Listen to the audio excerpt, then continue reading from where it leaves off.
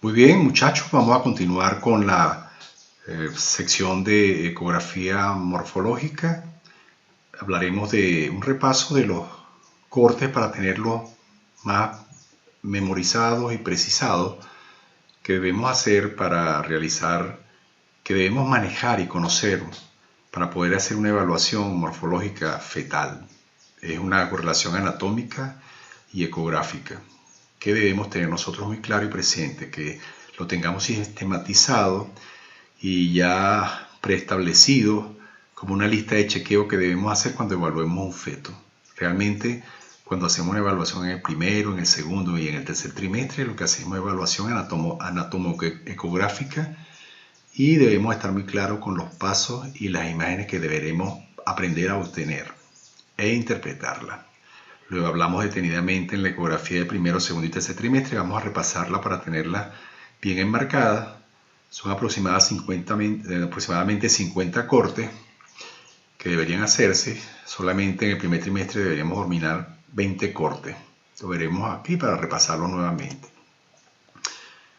Entonces, comencemos. Antes de realizar la evaluación morfológica, deberíamos hacer un consentimiento informado. O sea, la paciente debe informarse de todas las ecografías que vamos a hacer. Si vamos a hacer ecografía nosotros morfológica, ustedes se están capacitando para hacerlo y lo van a poder hacer. Enfatizar en los objetivos, beneficios y limitaciones de la ecografía. Por ejemplo, la ecografía de morfológica 1, que muchas personas, por eso ha tendido a cambiar el nombre de morfogenético a morfológico, porque han surgido pruebas un poquito con mayor ventaja. Y lo otro que realmente hacemos es una evaluación morfológica detallada para buscar también malformaciones. Entonces, decirles a ellos que una ecografía le puede sugerir una aneuploidía, pero no es una prueba diagnóstica, que tienen que estar muy claros con eso, que si ellos quieren una prueba de mayor rendimiento, las pruebas diagnósticas son pruebas invasivas, y hay una que no es invasiva, que es la que se va a imponer, se va a terminar imponiéndose como la prueba de elección, que es la prueba no invasiva de las células libres de ADN en la sangre materna. Eso lo deberíamos hacer en la primera ecografía, explicarles bien para que no hayan falsas expectativas.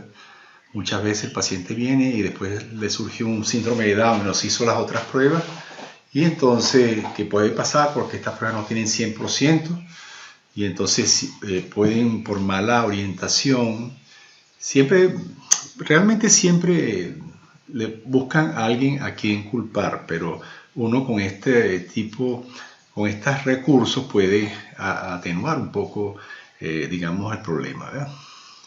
El consentimiento informado sobre la exploración ecográfica es un documento único para todas las exploraciones y debería entrar, si va a entrar en la unidad de exploración de ustedes, deberían tener ese documento para que después no haya, digamos, tanto inconveniente y ustedes tengan algo de qué asirse en un momento dado. Esto es un documento, lo saqué, toda unidad debe tener su documento y ustedes deberían tenerlo en el consultorio, el propio, ¿verdad? Nosotros tenemos la nuestra, les traigo esta porque me voy a basar en estas guías para el desglose como lo hice en la primera vez, pero vamos a reforzarlo en esta oportunidad. Aquí está nuestra forma de evaluación morfológica que abarca no solamente la parte anatómica, sino funcional, morfológica del feto, ¿de acuerdo? El del clinic y nos hemos apoyado también en las pautas ISO.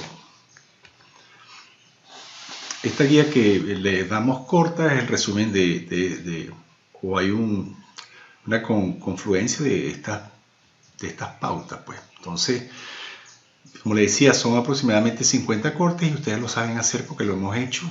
Los que hicieron práctica lo hicieron en Caracas y los que vienen a Barquisimeto la próxima semana también estarán en capacidad de hacerlo. Hay unos cortes que son Doppler. Los que no hagan Doppler lo van a perfeccionar con el próximo curso que tenemos, que comienza la semana próxima. Entonces hemos dividido la evaluación el primer trimestre de 6 a 10 y entre 11 y 14 por los diferentes temas que aborda. la del trimestre 2 y 3 son similares. Prácticamente lo que se hace es una secuencia evaluativa de los mismos parámetros allí. Entonces, entre las 6 y 10 semanas hay 4 cortes, ¿se recuerdan? Uno, el CRL. Cuando ustedes pueden comenzar a CRL, que es hacer CRL, que es a las 7 semanas. Cómo se mide el saco, que son 3 medidas, ¿verdad? Cómo se mide el saco de York por dentro de la parte ecogénica. Y la frecuencia cardíaca fetal. Eso no debería faltar. Con eso vamos a tener una estimación de la relación entre los componentes del saco, la vitalidad del feto con el Doppler y una edad gestacional que nos va a dar número de fetos, como lo veremos más adelante, desde un inicio, porque comienza siendo solamente una vesícula dentro del útero, dentro de una de las láminas del endometrio. Entonces, en esta ecografía del primer trimestre, estos son los objetivos. No los voy a resaltar porque no es lo que nos interesa. Lo que nos interesa es como reforzar un poquito las imágenes que debemos hacer. Fíjense, el CRL es magnífico hacerlo a las 12 porque se puede ver hasta estructuras como el sexo. Fíjense este tubérculo que tiene levantado más de 30 grados, que es de un varón, al tubérculo que está horizontal, paralelo a la columna, menos de 30 grados, que es el de la hembra. Tenemos que hacer también un corte para ver las estructuras marcadores de aneuploidía, que se ve un corte que es un corte sagital de la carp. Ahí pueden evaluar riesgo de fisuras, todo lo que habíamos hablado, la fosa posterior, cómo se explora, recuerden, con estas proyecciones verticales anecoicas, el diencéfalo, la lucencia nucal, que sirve para ver defectos de la fosa posterior e indirectamente de la columna vertebral, los ángulos, etc.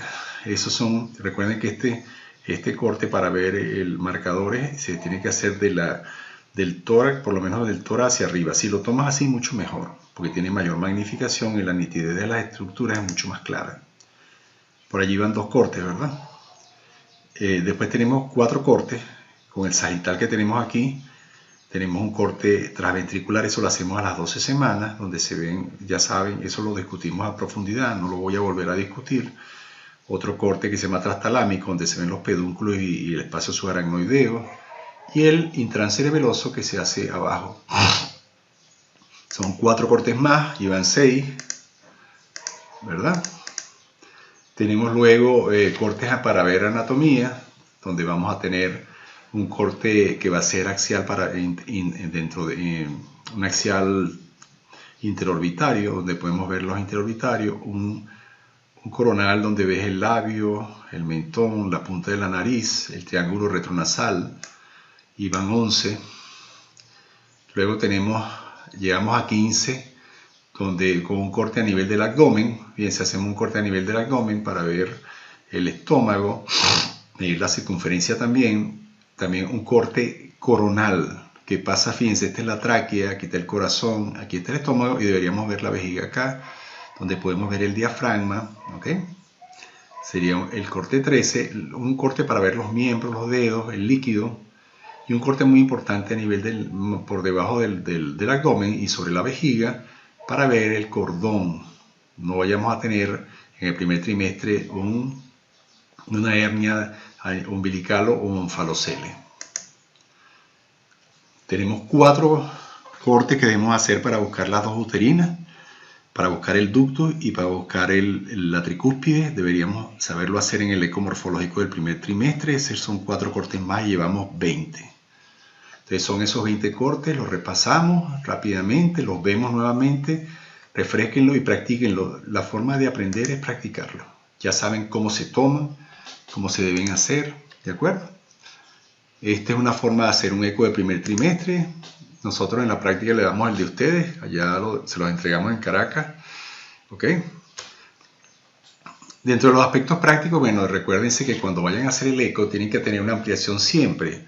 La mejor ampliación, la mejor ajuste de ganancia, de profundidad, del foco, ¿entendido? Y recordar que el Doppler Cruzado será necesario de forma rutinaria con objetivos diferentes en función de la edad gestacional. Por eso tenemos que capacitarnos bien en Doppler.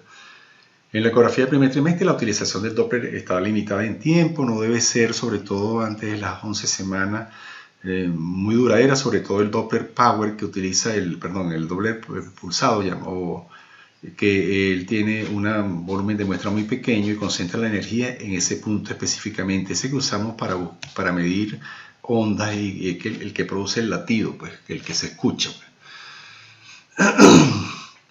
En el Doppler del ducto venoso, ese parámetro que se llama volumen de muestra lo vamos a poner entre 0 y 0.5 y 1 milímetro.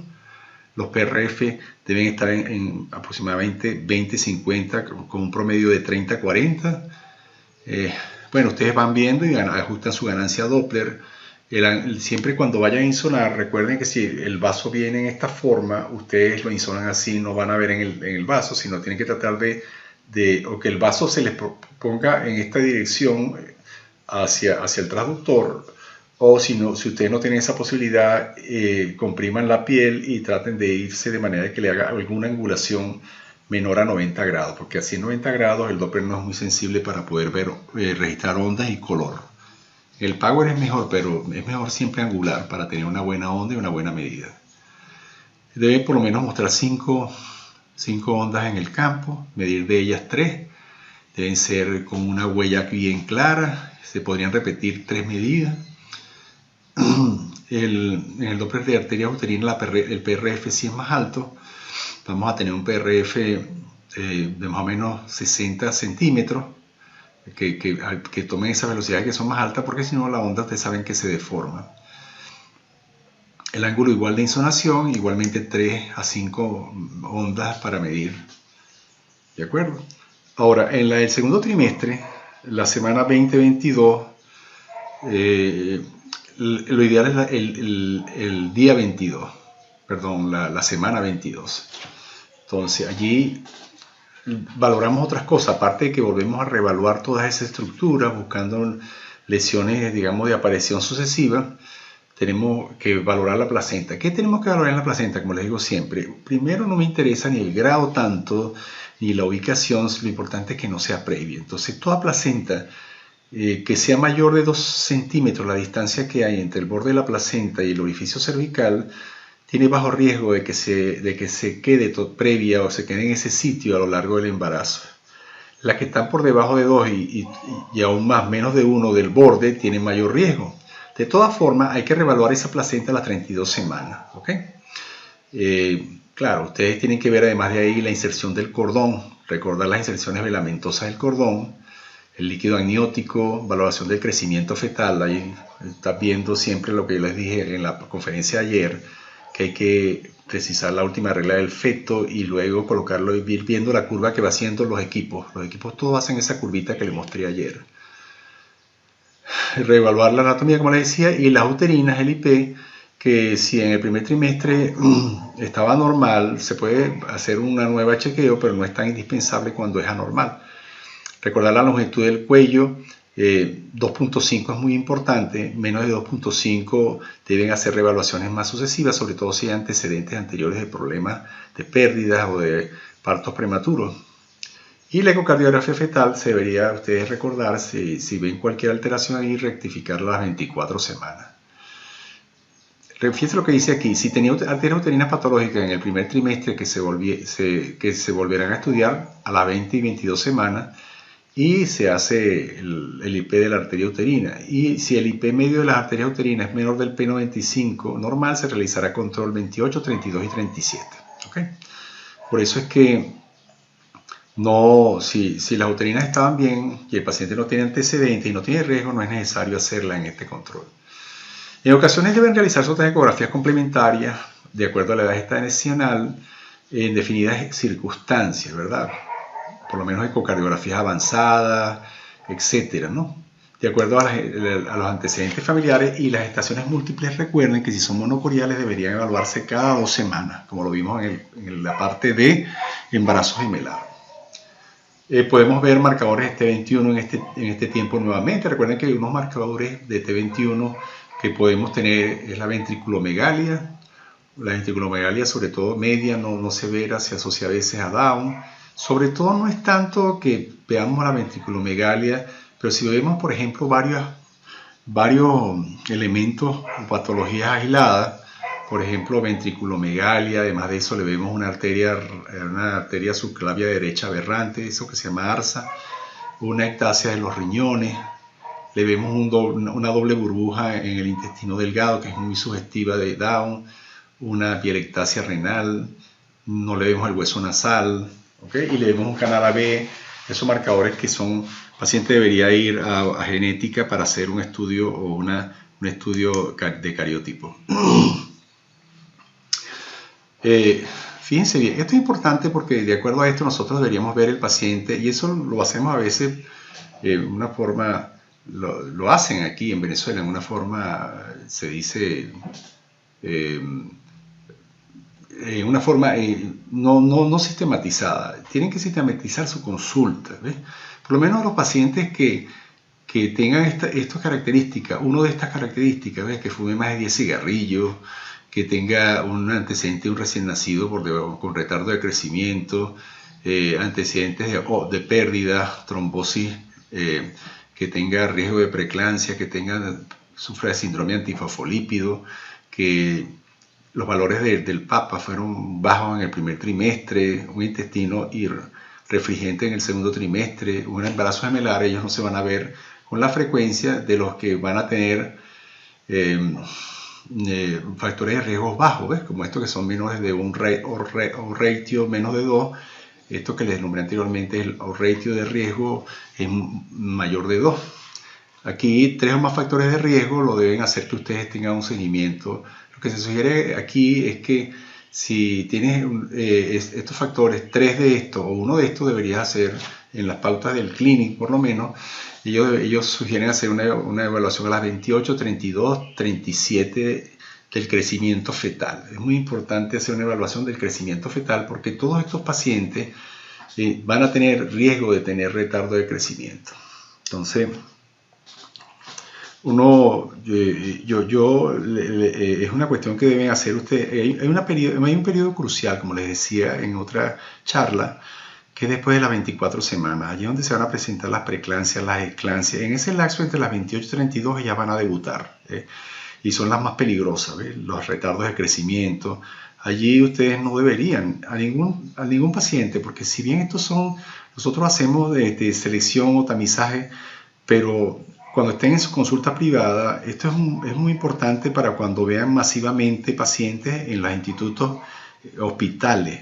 Pero en su consulta privada tengan mucho cuidado, se lo digo de característica en forma personal, porque su paciente no es un gran número. El paciente es uno, por lo general es uno solo, está a su cargo, 100% depende de usted. Entonces ese lapso entre las 24 y 32 semanas, si tiene riesgo, tienen que verla. Yo les aconsejo que la vean cada 2 semanas, ¿ok? Y lo otro que tienen que hacer es darle una sugerencia y que le anoten en un papelito los controles de tensión, peso, ¿ok? Sobre todo tensión, y ver esos pacientes en un intervalo de 3 semanas, después de las 24, 2 semanas, de manera no se le vaya a instalar un retardo de crecimiento brusco, una alteración de tipo preeclampsia, eclampsia, que en ese momento es que nos traicionan las pacientes, ¿ok? Por lo general es ahí. Los cuadros cuando se presentan después de las 32 semanas siempre por lo general tienen un buen desenlace. El bebé por lo general se salva, pero cuando se presentan así nos descuidamos y decimos venga dentro de un mes, ahí es donde vienen los problemas, ¿eh? Entonces los cortes del segundo y tercer trimestre, tenemos estos cortes que los sabemos hacer transtalámico, transventricular y transcerebeloso, 4 cámaras, ¿verdad? Tracto de salida del ventrículo izquierdo y 3 vasos tráquea. Estos son cortes que debemos hacer en la exploración. Usted tiene que aprender a hacer su corte de 4 cámaras, cuáles son como lo veremos en ecocardiografía, y que también, como se les explicó en este curso, con las clases de ecocardiografía de la doctora Lemoña, cuáles son los cortes que debemos hacer en modo B. Son 1, 2, 3, 4 y 5. Son 4 cámaras, ¿verdad? Tracto de salida del ventrículo izquierdo y 3 vasos tráquea. Falta aquí el corte, aquí está, el corte donde se ve el estómago, se ve la aorta del lado izquierdo y la pulmonar y la cava del lado derecho, ¿entendido? Y el corte también donde vamos a ver, que ya esto es para ver las arterias, que el cordón tiene 2 arterias umbilicales, pero no forma parte de la evaluación del tórax. La evaluación del tórax son estos 3 cortes en blanco y negro y estos 3 cortes en color, ¿ok? Más el corte de la ubicación de la aorta y del estómago del lado izquierdo y el riñón el hígado del lado derecho para hablar de situ sólido.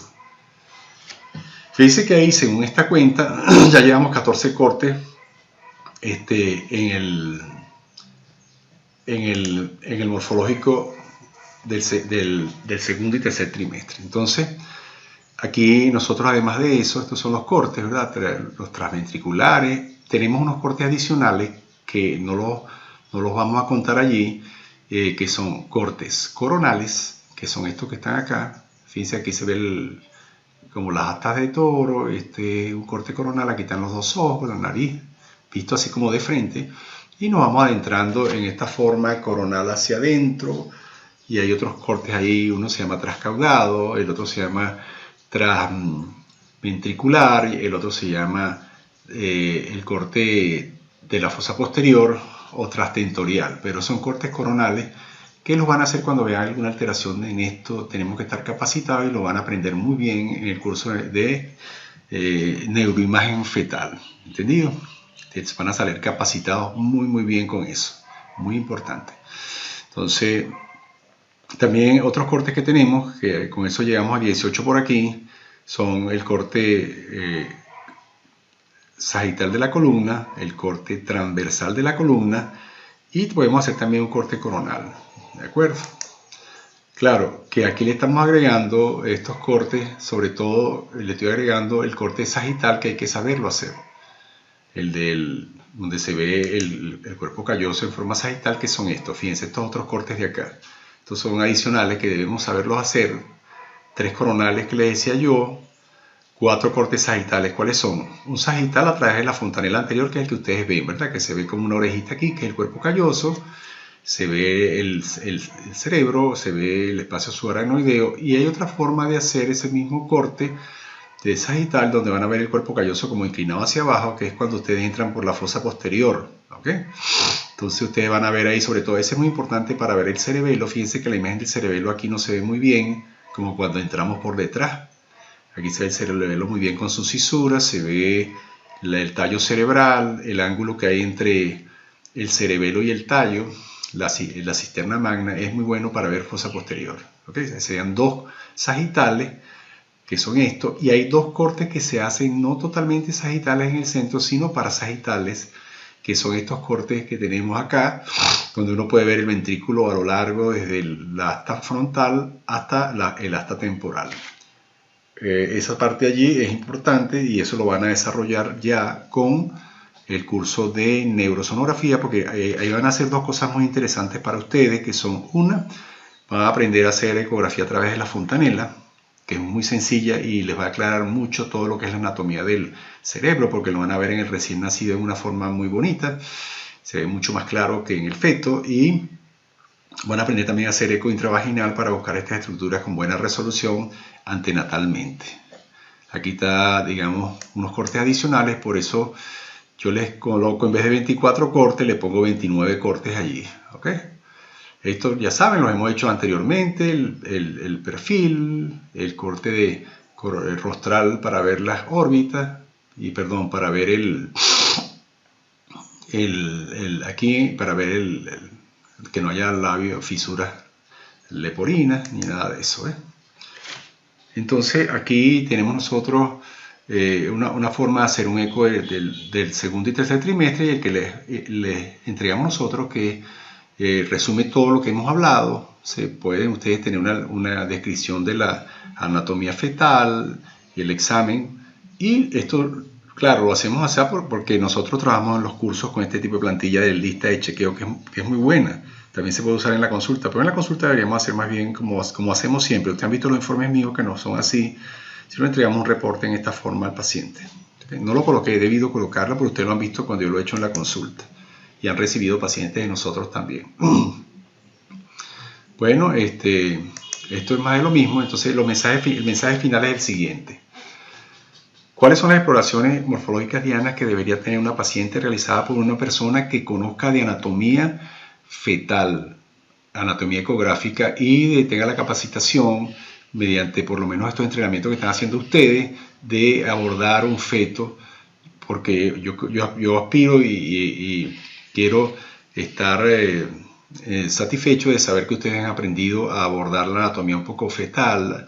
El entrenamiento que le estamos dando les ha servido para reforzar conocimientos, y espero que con la práctica que van a hacer puedan también consolidar estos conceptos que les estoy entregando el día de hoy. Entonces fíjense, las exploraciones en amarillo son de alto detalle, hechas por profesionales entrenados que saben lo que buscan. Saber lo que busca es que tú dices, bueno, yo voy a buscar infección fetal, yo tengo que buscar intestino ecogénico, tengo que buscar hepatomegalia, tengo que buscar placentomegalia, tengo que buscar retardo de crecimiento, etc. Yo voy a buscar sífilis, bueno, tengo que buscar ciertos marcadores de sífilis. Eso es Diana, ir a lo que tú tienes que buscar. El eco de las 11 y 13 semanas, sé que te voy a buscar translucencia nucal, voy a buscar longitud craneocaudal, voy a buscar hueso nasal. Eso, tú vas y ya sabes cómo hacerlo. Esa es la ecografía Diana. Las importantes las hace una persona entrenada, entre las 11 y 13 más 6. Entre las 20 y 22, mejor el día 20, la semana 22. Y en las 37, son obligadas, ¿ok? Estas serían para que las haga una persona ecografista de otro nivel, de un segundo o tercer nivel. Entonces, ustedes son ecografistas y el entrenamiento es que ustedes son ecografistas y tienen que asumir ese rol. Uno siente la intimidad de lo que está haciendo cuando lo hace, si no, no lo va a hacer. Háganlo con sus pacientes, si no quieren recibir pacientes de otros médicos, pero háganlo y verán que van a tener su entrenamiento. Si lo hacen de rutina, no pierden su hábito, ustedes van a asumir eso y lo van a introducir dentro del gabaje, del bagaje de sus conocimientos. Estas otras evaluaciones que están en rojo, cuando hay riesgo ustedes lo calcularon y lo han visto tanto por epidemiología en el paciente, como los cálculos de riesgo que hicieron en el primer trimestre, ustedes tienen que estar muy pendientes entre las 24, 28 y 32. Ahí, como siempre, en esos ecos, como les decíamos ahorita, el segundo y tercer trimestre vamos a valorar la estática fetal, la valoración de la placenta, el líquido amniótico, valoración de crecimiento fetal, como lo veíamos, ¿se acuerdan? Si la placenta está a menos de 2 centímetros, más de 2 centímetros, que si el cordón está insertado velamentoso o no, que la cantidad de líquido amniótico, revaloración de la anatomía, sobre todo neurosonografía para descartar patología evolutiva, que recuerden que las infecciones atacan y un feto que puede tener un cerebro normal puede tenerlo destruido en unos 2 o 3 meses por una infección. ¿Ok? Eso sería... recuerden que el eco que está acá, el de las 12 semanas, ya saben todas las cosas que buscamos allí, ¿ok? Y buscar marcos aquí en el de las 22 semanas, marcadores de riesgo de parto prematuro, que sabes que es la medición de la longitud del cuello. Entonces, recomendaciones para la evaluación de un paciente en un control prenatal racionalizado. Vamos a suponer que le llegue el paciente a ustedes. Ustedes tienen que hacer todo lo que hacemos, interrogatorios exhaustivos, antecedentes de partos prematuros, de preeclampsia, de malformaciones, qué trabaja, qué riesgo puede hacer por el trabajo donde está, qué profesión es, familiares, qué hay en la familia, hay trombosis en la familia. Es un interrogatorio interesante y tienen que hacerlo siempre cuando el paciente debuta con ustedes. Tipiaje, saber si es RH negativo, obstétrico, infecciones, si tiene... No, la paciente de repente le dice, no, es que yo tengo una sífilis, ¿ves? Examen materno, tensión, peso, raza, altura. ¿De acuerdo? Aparte de la rutina que todos conocemos en primer control, no olvidar, se los voy a decir porque hay muchos exámenes, pero no olviden nunca de pedir el IgG, IgM de citomegalovirus, toxoplasmosis, sífilis de acuerdo a la disponibilidad, que en Venezuela no hay pruebas rápidas de sífilis treponémica. Aquí podemos hacer, para hacer un protocolo invertido hay que hacer FTABS y si sale positivo, el BDRL nos va a ayudar a hacerlo del protocolo invertido en segunda línea. Pero aquí tenemos que, como a veces lo que hay, tenemos que comenzar por el BDRL y no estamos haciendo lo que es correcto como lo hablamos anteriormente. Hemoglobina glicosilada no nos debe faltar, porque le va a decir si esa paciente, sobre todo si es una gordita, si tiene antecedentes de diabetes o de problemas del metabolismo de los carbohidratos, le va a decir si el paciente tuvo la glicemia alta y esa paciente es un marcador de riesgo. Saben que la glicemia alta en el periodo preconcepcional aumenta todo, incluso de lo más grave, las malformaciones. Malformaciones de columna se asocian mucho a ese tipo de problemas. Perfil de tiroides, anticuerpos antimicrosomales, hormonas libres, perfil de trombofilia, ante una paciente que tenga óbitos, pérdidas a repetición, aborto, eclampsia, trombofilia. Recuerden que hay trombofilia adquirida y hereditaria. La adquirida es el síndrome antifosfolípido. ¿Okay? Etapa de las 11 a 14, ADN placentario. Pídanle ADN placentario a sus pacientes. Allí ustedes van a saber si hay un Down o no, porque esto tiene 99 y tanto de diagnóstico. Entonces, allá algunos seguros lo están cubriendo y eso es muy importante. Ustedes van a ver que ahí algunos seguros lo cubren y además a ustedes ahí también le corresponde algo por la indicación de eso. ¿Okay? Forma parte de su honorario por la asesoría que están dando. La ecografía morfológica 1, marcadores serológicos de riesgo. Recuerden la dupleta, el test doble bioquímico y bueno, esos valores bioquímicos. Muchas gracias pues y les dejo ese regalo de algunos conceptos para que lo memoricen, lo analicen y lo pongan en práctica. Un gran abrazo.